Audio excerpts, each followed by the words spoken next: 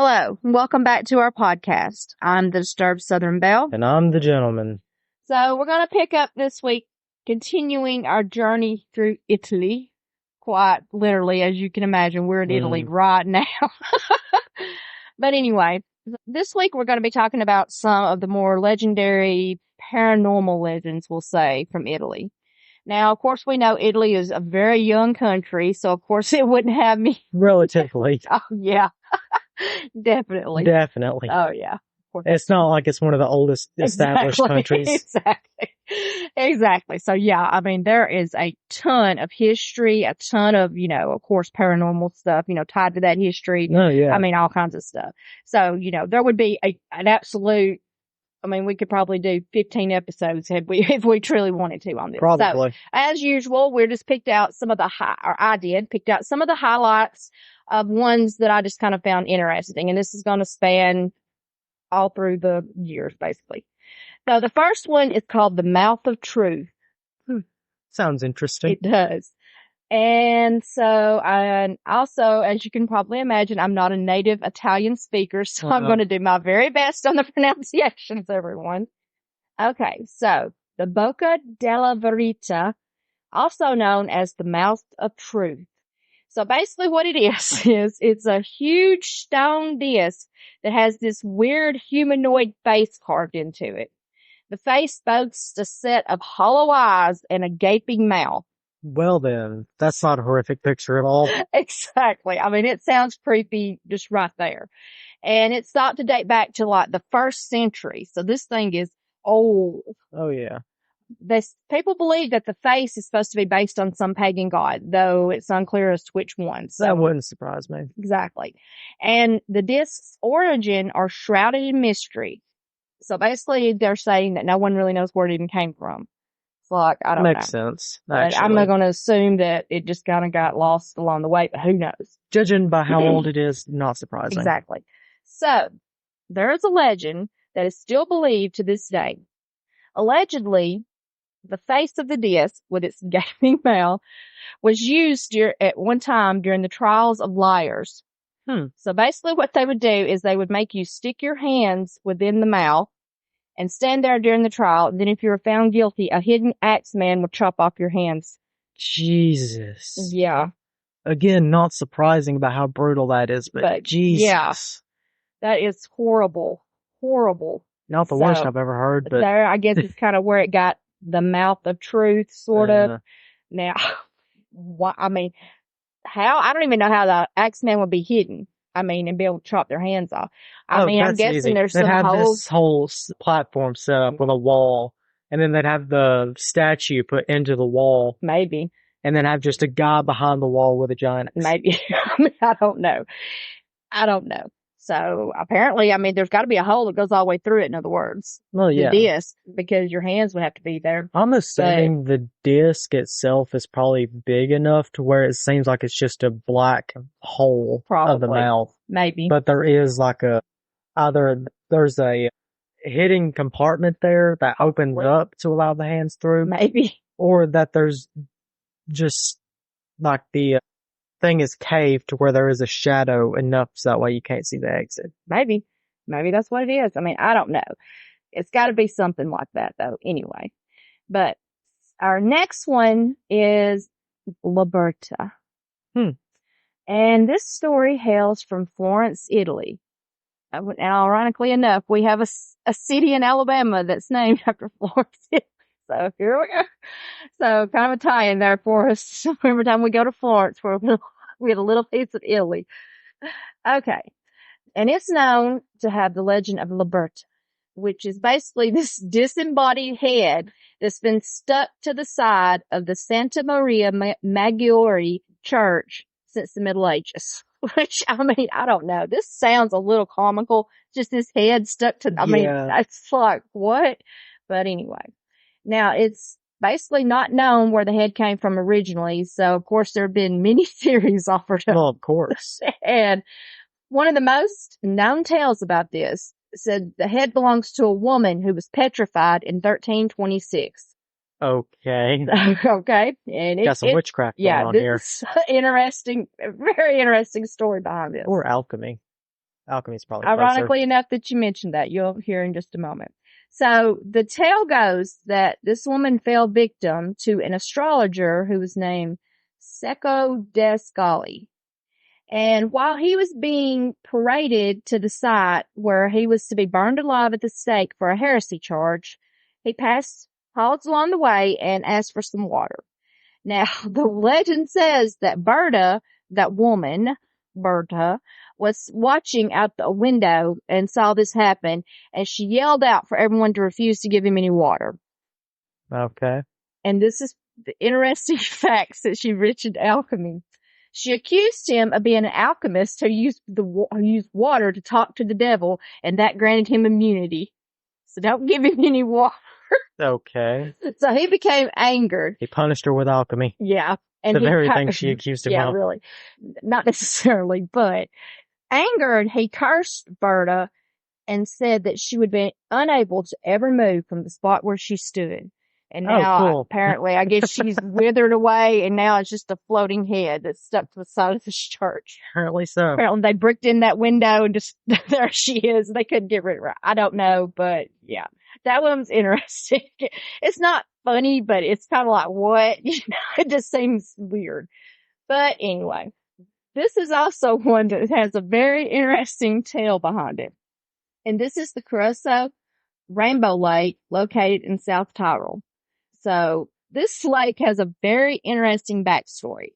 So basically on this lake, it's like supposed to have really crystal clear water, but underneath it, it looks like rainbow colors coming up through it. So it's kind of known as the Rainbow Lake. Now that's what it looks like today. Now the legend as to why this began, they're in the backstory. So the legend goes that one day there was a nymph that was sitting by the shore of the lake on one side of the shore, and she was braiding her hair. And then there was this sorcerer named Masiattino, and he heard her singing, and he was overcome and filled with that love at first sight kind of feeling. So he could see her because he's on one side of the lake across from her. So I guess there's no real way to walk around or whatever, whatever. I've never seen it, the lake itself, but anyway. So he's standing there and he's looking at her, whatever, and he's got that feeling in his heart about her. So since he's on the other side of the lake, he finds this witch where, I don't know, but he just finds a witch, and he asks the witch to help him make the nymph fall in love with him. And together they hatch a plan. And this plan involves a rainbow being cast across the lake and a jewelry salesman disguise for him to wear. Did the concept of just walking up to someone and saying hello not exist? Apparently not. So this is I don't know. Okay.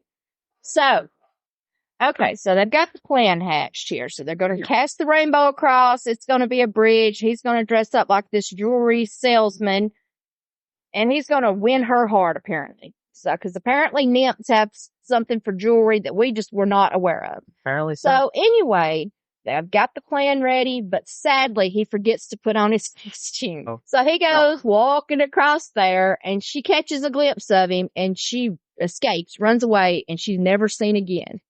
This left him heartbroken. So then in a fit of anger, he smashed the rainbow into pieces, and they fell in the lake.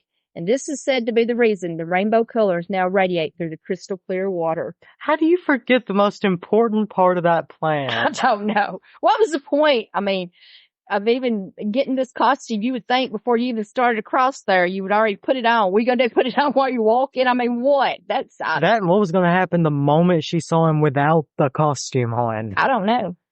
Apparently, I guess he knew. I mean, it sounds more like it since they came up with the idea of this disguise that they already knew if she saw him, she wouldn't stay, yeah. Obviously. So maybe that's why he didn't just walk up to her.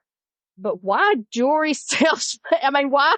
That is so random to me. When I was reading it, I was like, that is like, what? You know what I mean? Like she has money on her, like a little purse with actual real Italian money at that time, whatever. I mean, I don't know. But anyway, that's actually a cool story, though. I mean, that's actually a cool little backstory to it. Of course, I'm sure it's all made up, but still. Yeah. It is an actual cool story, though. Entertaining. That's it for is. Sure. It's definitely entertaining. So the next one is Masiattino's Hand in Prado. So this tale starts in 1312. And at that time, the St. Stephen's Cathedral in Porto was the home of the closely guarded Holy Girdle, which according to Catholic tradition was worn by the Virgin Mary. Okay. And then as she was ascending to heaven, she passed it on to St. Thomas. But, of course, it ended up this cathedral. But in July 1312, it was stolen. Not the Holy Girdle. Yeah, by a thief who was known as Masiattino. And he planned to take, this one is actually slightly comical in a way, but he planned to take the girdle to his hometown, but according to legend, as he left the city gates, this thick fog descended upon him, which caused him to lose his way. So now he's out here and he's lost and he's disoriented, and he basically accidentally goes right back to the city walls from where he had just stolen the girdle. Mm-hmm. But he thought he was at his hometown of Pistoria. So he walks up to the gate and asks the city gates to be open so he can go into the town. So they do. And as soon as he steps through, he begins loudly declaring that he had stolen the precious relic, the Holy Girdle. So he's in the wrong town now. Anyway, as you can imagine, the people of Prado were none too happy by this declaration, and they quickly captured him. His punishment was swift and brutal. They cut off his right hand and then strapped him to a donkey and took him down to the Bazinio River. He was then burned alive, and his remains were scattered into the river. Now, burned alive at the river. Right, exactly. I don't know why they took him down the river to it, but whatever. I guess in case the fire got out of control. Thinking ahead, I don't know. So anyway, here's where the hand comes in. The legend goes that someone took his severed right hand and threw it at the side of the cathedral, and where it left a very famous bloody handprint that can still be seen today in the left corner of the south entrance of the cathedral, which is kind of freaky. I mean, Yeah. So I'm guessing they probably tried to scrub it away and whatever, and it keeps coming back, this bloody handprint. So that's kind of creepy. But that is that's why I said it's comical though, yeah. Because he thought he was at his hometown. He's like, hey, let me on in. But why? You'd think as soon as he got in there, he would notice that it wasn't, but he apparently just didn't take a second to even look around. Seeing as how he had just escaped from that town, you think he'd recognize it. You would think. But apparently he was pretty disoriented. That fog must have been very thick, very thick. All right. So the next one is the ghost of Baladicio di Angari. So he's got a very interesting story and kind of weird. So he was basically this mercenary soldier. He was born in the early 15th century, and he was well known for having a very violent temperament. And he was also called like a fearless soldier, but he was known to often switch sides during battle, and he would essentially fight for whoever offered him the most money for his services. So if he was, you paid him $100, whatever, and he's fighting on your side, and the other guy says, hey, I'll give you $200, he would just switch sides right in the middle of the battle. A true mercenary. There you go. So he was often also described as brave, adventurous, and wise. And he's supposed to work for some of the most prominent rulers of the time, including even the Pope. Interesting. So he was actually a pretty famous, successful person. So this fame and success would eventually lead to his demise. So Cosimo the Elder, who was an influential politician and banker, became afraid of Baldicio's terrifying personality. Why? I don't know. I don't know what he did to make, whatever. But anyway. So then he went on to plan the soldier's murder. So in September of 1441, Baldiccio was summoned to the Palazzo Vecchio on a treason charge. Don't know what it was about. Never says. But along the way, he was going to report in or whatever, I guess to, say, I guess it's kind of like standing before a judge or whatever. He was ambushed. Is it really treason if you were never really part of that side to begin with? You wouldn't really. You never really swore your loyalty, so it's not like you're betraying your own home. Apparently, I don't know. So, I mean, like I said, it doesn't go into any real. It doesn't go into real detail about what the treason was about. But anyway, the people who ambushed him stabbed him and then threw him out a window in the tower or Nocco. So he lands in the courtyard below. However, this did not kill him. So I don't know how this tower was, but it didn't kill him. So they then dragged him into the Piazza della Signoria, where he was beheaded. His body was then cremated, and his ghost is said to still haunt the halls. And you can often hear these real strange noises, especially after they close it down for the evening and whatever. So that's kind of freaky. But I mean, that's a weird reaction just of being afraid of someone's personality. Yeah. I mean, you would think more like he had threatened him. I mean, something had to go on there. I mean, what was he doing that's bad enough he was going to have him killed? I don't know. He might have just made a lot of enemies. Didn't like the idea that someone would be willing to take money to kill him. Maybe. I mean, maybe that was And it. he was just in a position of enough power to have it done. I mean, I guess he was sort of treacherous, and he would just pretty much jump sides. I mean, he wasn't someone that I guess could be trusted. But whatever. So apparently he wasn't happy with it, and he still haunts those halls anyway. All right. Yeah, I blame him. The next one that has sort of an interesting story too, it's the open window of the Palazzo Bedini Gatta in Florence. So there's this window in the Bedini Gatta Palace that is always left open.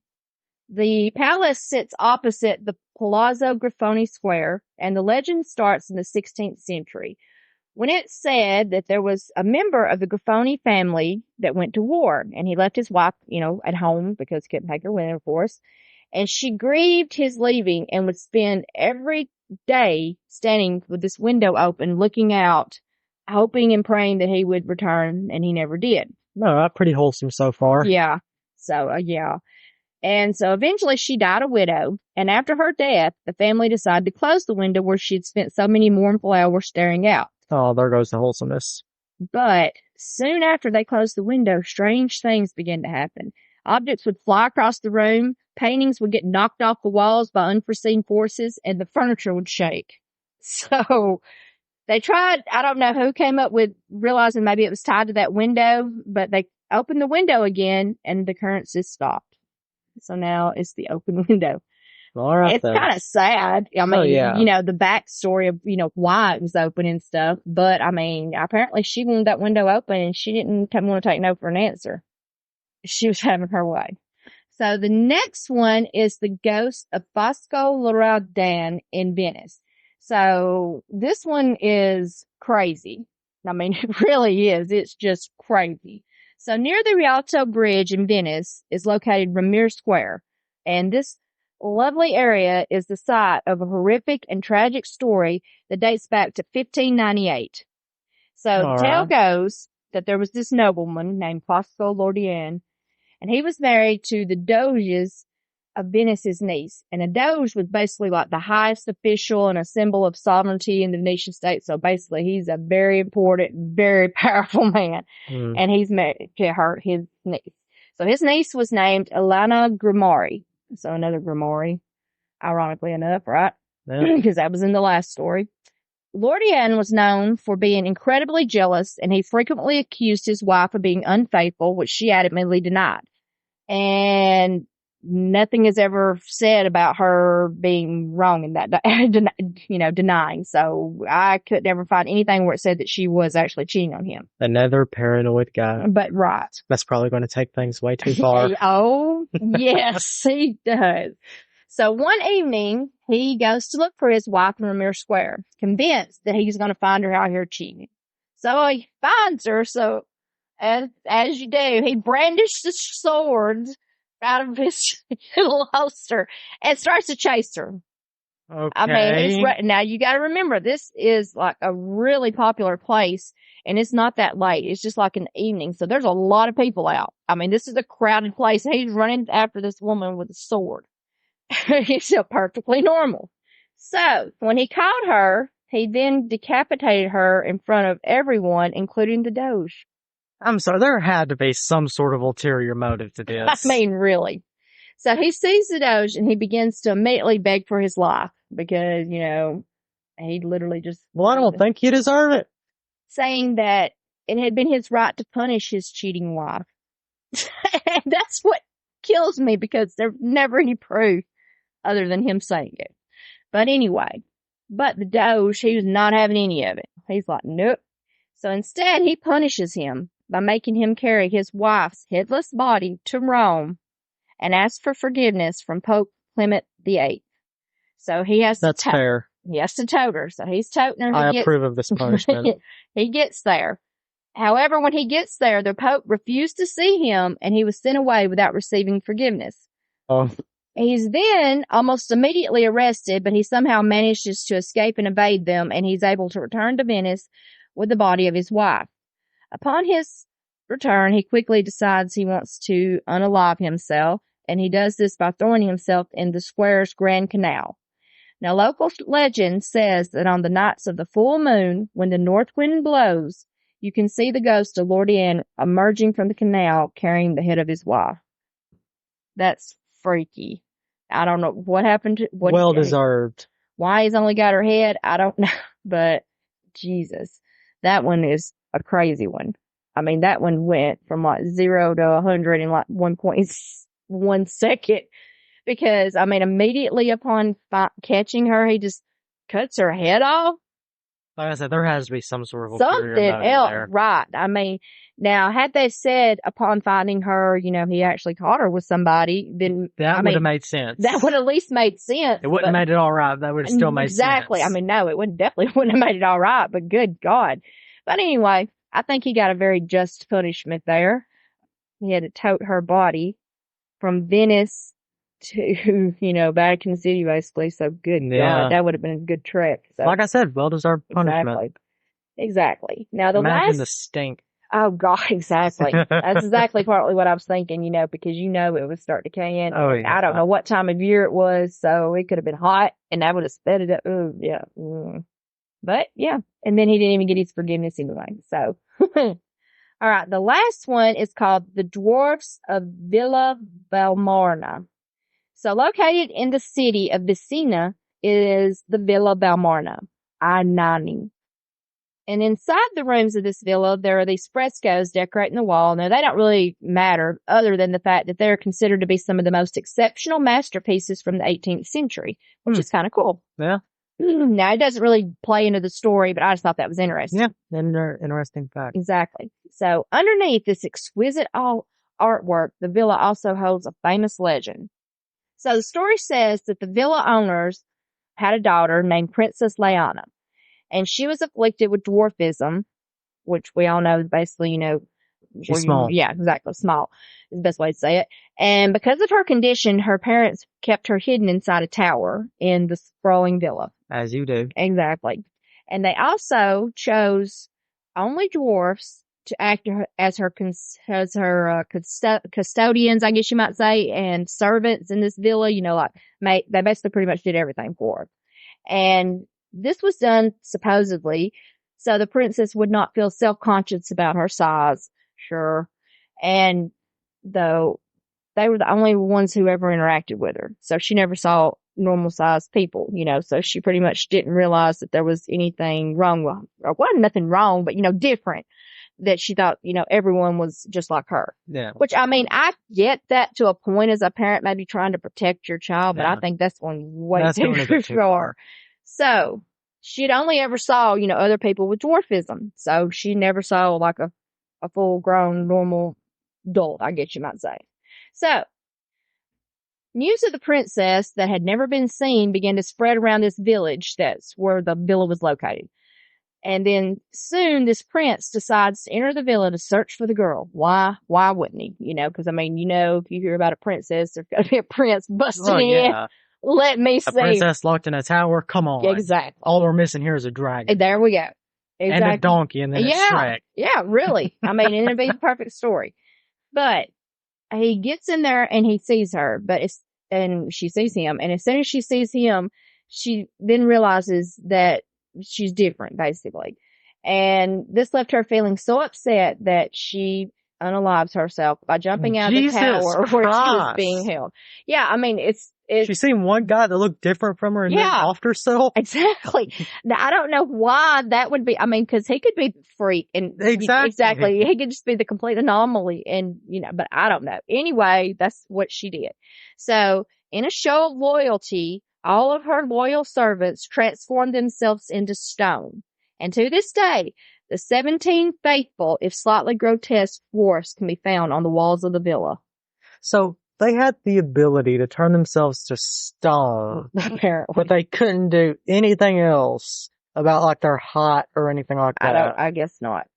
Which, why could they ever transport themselves into stone? Because this is just making me think someone that has dwarfism, not an actual dwarf like Lord of the Rings or something. Maybe they were like that. Lord of the Ring dwarfs or something, maybe had magic. I mean, I don't know, something. I mean, this does go along with the theory that the old world was capable of magic stuff. Well, there you go. Well, there you go. Maybe that's what it was. I mean, alchemy is kind of true. Right. It's basically just science. True. I mean, so maybe there was more things going on back then that we didn't know about. Who knows? But anyway, that one, she just saw one guy and just immediately, that one, I was like, it's funny, really? But it ain't funny. It is. It's such a just random extreme reaction. It is. It's funny because of that, because just immediately, but it's not funny, of course, that she did it. I mean, that she felt that bad about how she looked. I mean, Jesus. But anyway, she had her little dwarf friends and they turned themselves to stone. I don't know what that's supposed to do to help her, but anyway, they're still there and you can see them on the walls of the book, which is kind of creepy too. Yeah. That they're frozen there forever. I mean, I don't know. Makes you wonder, are they still conscious of what's going on around them kind of thing, I don't know. That makes it creepy to me if they do. But anyway, that's going to wrap us up for this week. We're going to pick up next week with the gentleman, and he's going to tell you about his episode. So next week, I will be talking about standard cryptids and stuff from Italy, which certain there are a lot. I already know a fair few that I personally like, just because they are actually interesting and they have interesting stories behind them. And that will basically be it for me. All right. Don't forget to like, follow, and subscribe. And don't forget to stay disturbed.